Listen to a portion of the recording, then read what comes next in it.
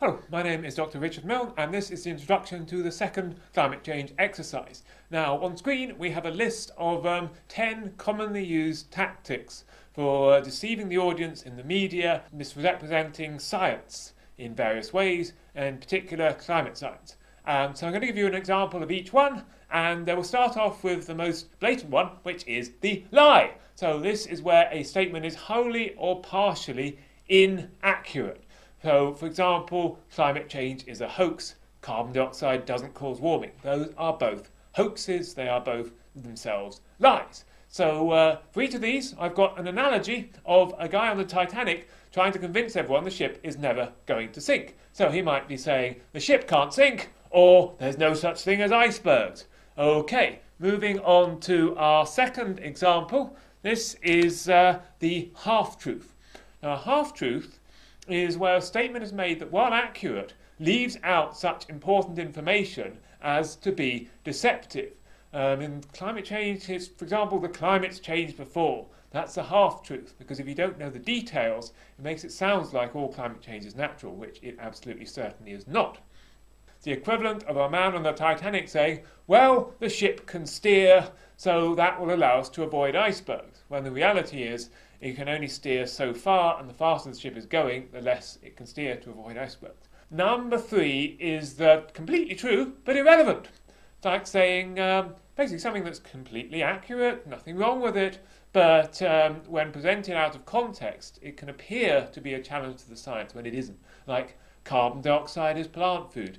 Yes, it is, but does that make any difference to its role in global warming? No, it doesn't. So this is like someone on the Titanic saying, well, no ship this size has ever been sunk by an iceberg before, which is true, but obviously because there hadn't been any ships that size before. Right, number 4 is confusing science with politics. This is making a political statement and then dressing it up as a challenge to the science. So, Kyoto hasn't worked, wind farms are too expensive, carbon tax is too unpopular. Those things may or may not be true, but none of them are any challenge whatsoever to the science of what's causing climate change. So when we're talking about the Titanic, you might be saying, well, if we don't go at full speed, we'll be late arriving in New York, so we should assume icebergs don't exist. So it's a political statement, we should be going faster, which dresses up a sort of an opposition to the science of icebergs existing and being a problem. Right, number 5 is confusing belief of the public with evidence. Sometimes you'll hear someone saying, well, the public belief in climate change is falling away. People don't believe this stuff anymore. Well, science isn't like that. Things either are or they're not, whether people believe them or not. The Earth did not suddenly become round in the last 2,000 years just because people started believing it. It's always been round. Climate change will happen whether we believe in it or not. So we move on to number 6, which is misdirection. Now this is, oh, look, over there, Mars is warming. Or, ooh, look at these naughty scientists. Look at these emails they've stolen. Look what they're saying to each other. It's distracting the attentions of your audience away from the hard evidence. And if the evidence for something is very, very convincing, then your best hope of stopping people believing it is to make them look elsewhere. This is how magicians work. It's how pickpockets work. Now, if your man on the Titanic is trying to ensure that the ship crashes into an iceberg, then as the iceberg appears, he'll say, oh, look, dolphins! Everyone look at the dolphins! So that's the sort of thing.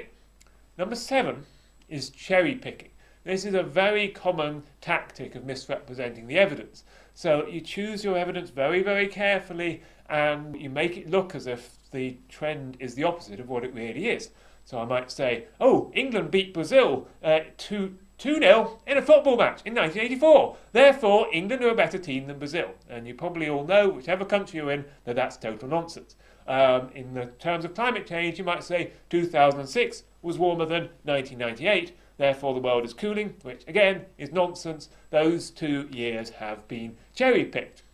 On the Titanic, our friend might be standing on the back of the ship as it's tipping up, and he's saying, well, this part of the ship is going higher, not lower, therefore the ship isn't sinking, it's taking off.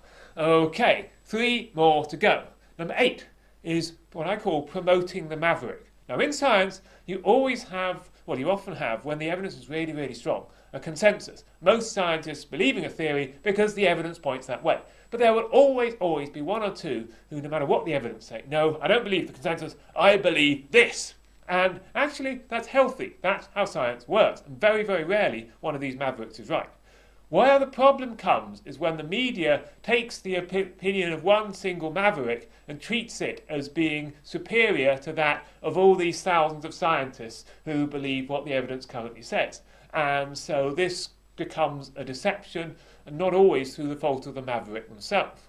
Number 9 is the false expert. This is where someone without any expertise in climate change is presented as an authority on the subject. It might be a chemist or an astrophysicist or a geologist. It might be an art historian.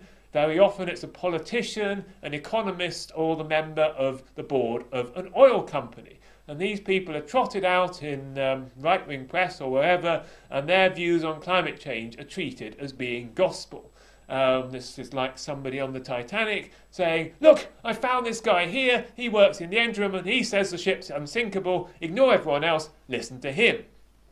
Finally, we have the straw man, attacking the actual theory of the science or attacking the people it comes from by misrepresenting them. So you might just say it's activists who say the planet is warming, it's environmentalists who say CO2 is warming the planet.